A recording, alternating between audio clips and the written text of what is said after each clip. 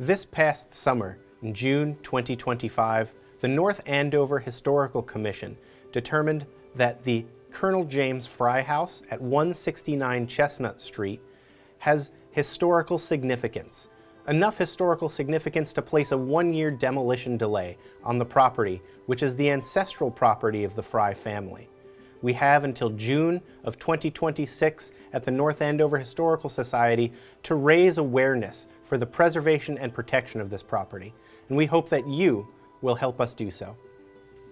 The Colonel James Frye House is historically significant not just because of its age, but the property that it stands on had been with the Frye family for generations.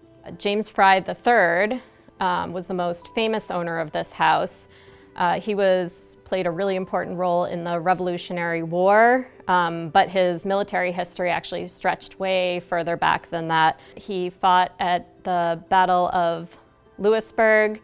He fought in the French and Indian War at Crown Point, and he was a colonel at the Battle of Bunker Hill during the Revolutionary War. He was actually wounded at the Battle of Bunker Hill. He had a bullet shot straight through his thigh, and he survived it. He pulled the bullet out, but he was 66 years old at the time, and the wound never fully healed, and he died less than a year later. The James Frye House is a Georgian-style house.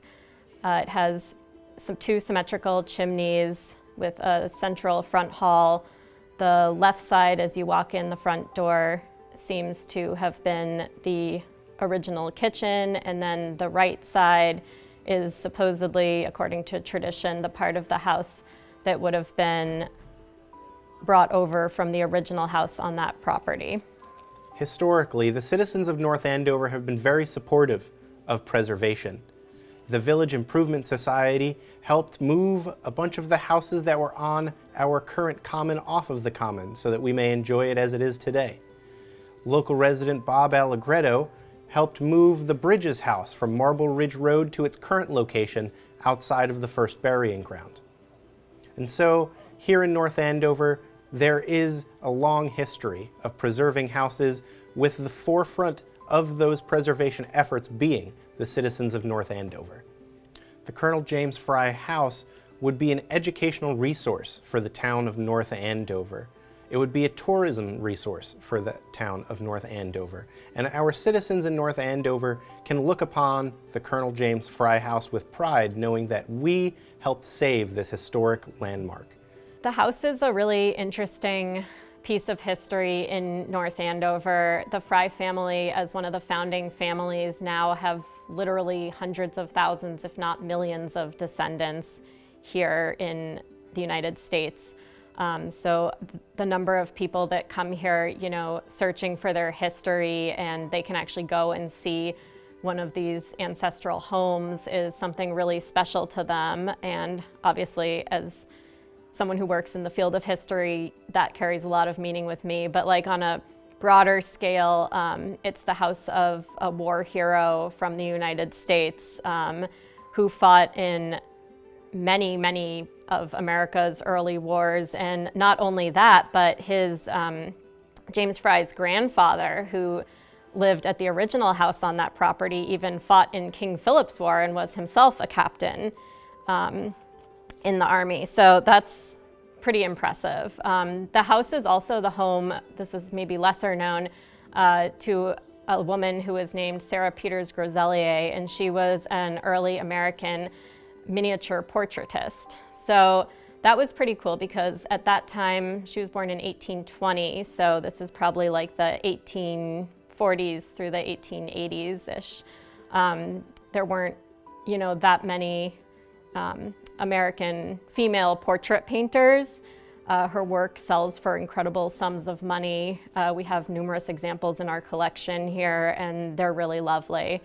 It's also thought that she might have been an early photographer and daguerreotyper, which is pretty interesting as well.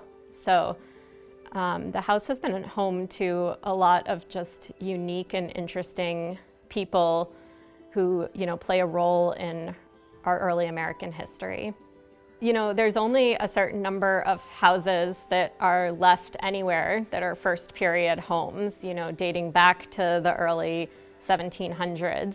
So every time that we lose one, that is never going to be replaced. And they're not all torn down, it's not all as, by development. Sometimes there's a fire or some other sort of disaster that causes us to lose one of these homes. I think in our files here, we've got files on about 25 houses that have been taken down since we started keeping files, and I'm sure that number does not reflect every house that's come down in town. And we've lost a lot of our very historic houses. So it's really important to preserve your history, because once it's gone, and you can't get it back.